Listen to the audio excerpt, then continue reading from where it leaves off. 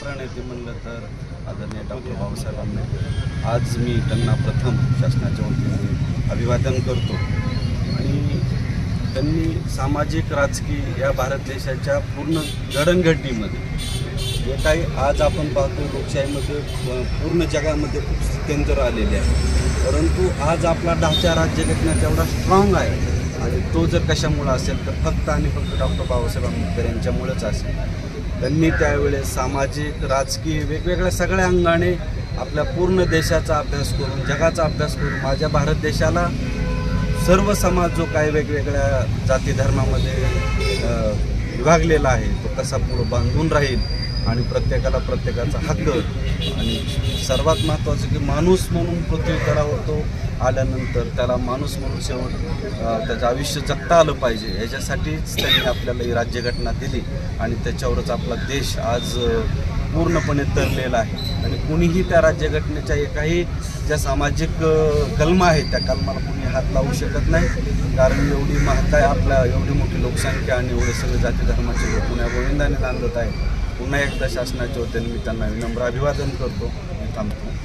माणसाला माणूस म्हणून जगण्याचा अधिकार बहाल केला ते विश्ववंदनीय भारतीय राज्यघटने शिल्पकार परमपूज्य डॉक्टर बाबासाहेब आंबेडकर यांच्या महापरिनिर्वाण दिनाच्या कार्यक्रमाच्या निमित्ताने या तालुक्याचे प्रशासकीय विभागीय अधिकारी सन्माननीय प्रांताधिकारी आणि जे दौंडे साहेब आज आवर्जून या अभिवादन सभेस उपस्थित राहिले। प्रथमतः त्यांचा मनपूर्वक हार्दिक आभार मानून त्या बाबासाहेब आंबेडकरांच्या बाबतीमध्ये मी आधीच काही बोलणार नाही आहे, फक्त मी तुम्हाला एवढंच संपूर्ण खेड तालुक्यातील बाबासाहेब आंबेडकर चळवळीतील सर्व भाविकांच्या वतीने सर्व जनसैनिकांच्या वतीने एकच विनंती करत की संपूर्ण जागा आदरणीय बापूसाहेब घुमटकर यांच्या पेट्रोल पंपापर्यंत आमची आहे।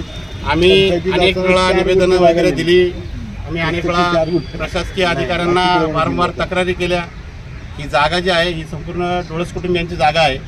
पूर्वीच्या काळामध्ये या डोळस कुटुंबियांचा इथं मसनवाटा म्हणजे पूर्वी दफनभूमी असायची, परंतु आता काही धनदांडक्या लोकांनी गुंडगिरी करणाऱ्या लोकांनी आजूबाजूला सगळं अतिक्रमण केलेलं आहे।